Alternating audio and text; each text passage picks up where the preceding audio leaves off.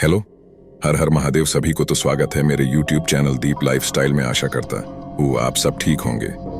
आज मैं आपके लिए एक और डरावनी हॉरर वीडियो लाया हूँ, तो तैयार हो जाइए। किसी कोने में बैठकर डर का मजा करिए। तो आइए शुरू करते हैं, लेकिन उससे पहले आप मेरे चैनल सब्सक्राइब कर लीजिए और ब्लैकन दबा लीजिए। और वीडियो अच्छी लगे तो लाइक, कमेंट और शेयर भी कर ही देना। तो आइए आगे बढ़ते हैं। यह कहानी उन 4 दोस्तों की है जिसके साथ कुछ ऐसी घटना घटी की जिसे उनका पूरा जीवन ही बदल गया। आइए जानते हैं कि ऐसा क्या हुआ था। मुंबई शहर की रहने वाली प्रिया शर्मा अपने दोस्तों के साथ रवि, साहिल और विजय के साथ शिमला जाने का प्लान बनाया। वो सब शिमला जाने के लिए बस में बैठ गए। कुछ ही देर में प्रिया सो गई। अचानक प्रिया की नींद खुल गई तो उसने देखा कि बस में कोई नहीं था। बस का ड्राइवर भी नहीं था। बस अपने आप ही चल रही थी। उनके सारे दोस्तों भी बस में नहीं थे। ये सब देखकर डर के मारे प्रिया जोर जोर से चिल्लाने लगी। अचानक उसे लगा कि कोई उसके पीछे खड़े रहा है। जब उसने पीछे मुड़कर देखा तो वहां एक स्त्री बैठी हुई थी। उस स्त्री का चेहरा जला हुआ था। ऐसा लग रहा था कि किसने उसके चेहरे पर एसिड फेंका हो।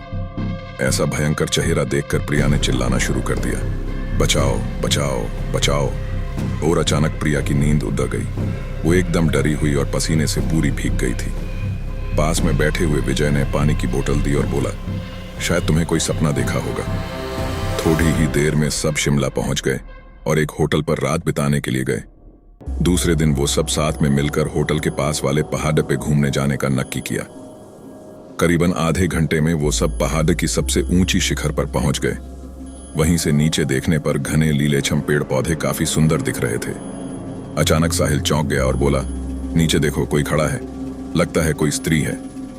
विजय और रवि भी देखने लगे, लेकिन उन्हें कोई दिख नहीं रहा था और बोले, तू पागल हो गया है क्या? इस घने जंगल में कोई स्त्री कैसे आ सकती है? तुम्हें शायद कोई भ्रम हुआ होगा। उसके बाद वह सब खुली जगह पर चले गए। रात होने वाली थी, इसलिए वह सब ने पहाड़ पर ही रुकने का निर्णय किया। इसलिए उन सब ने वहां पर ही तंबू लगाया और खाने पीने के लिए सामान बाहर निकाला।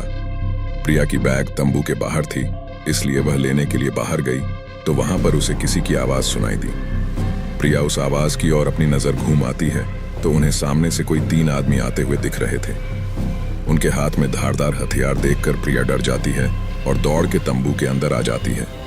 उसने अपने दोस्तों से भी यह बात की, लेकिन कोई उसकी बातों पर विश्वास नहीं कर रहे थे। प्रिया चिल्लाकर बोली, आप सब पागल हो गए हो क्या? कोई भी मेरी बातों पर भरोसा नहीं कर रहा है। चलिए मेरे साथ बाहर, मैं आपको बताती हूँ। वो सभी बाहर आके शिखर की टोच से नीचे देखने लगते हैं। उतने में ही उन सभी को लगता है कि कोई 3 लोग उनकी ओर बाराच रहे हैं। यह सब देखकर वो सभी डर जाते हैं और तुरंत ही अपना अपना सामान समेटने लगते हैं और बड़ड़े से पत्थर के पीछे जाके छुप जाते हैं। थोड़ी ही देर में वो सब ऊपर आ जाते हैं।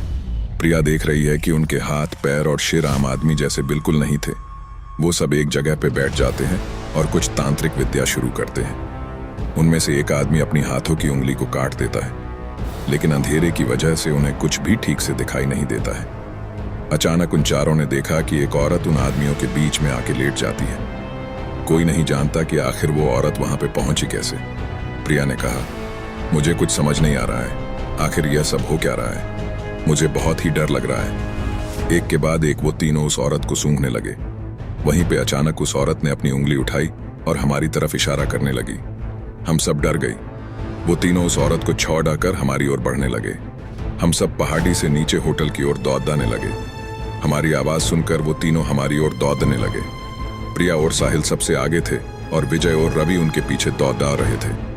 प्रिया और साहिल होटल तक पहुंच गए, लेकिन रवि और विजय का कोई पता नहीं चल रहा था। हमने होटल वालों से उनके बारे में सभी बातें की तो उन लोगों ने कहा कि उस पहाड़ पे कोई नहीं जाता है।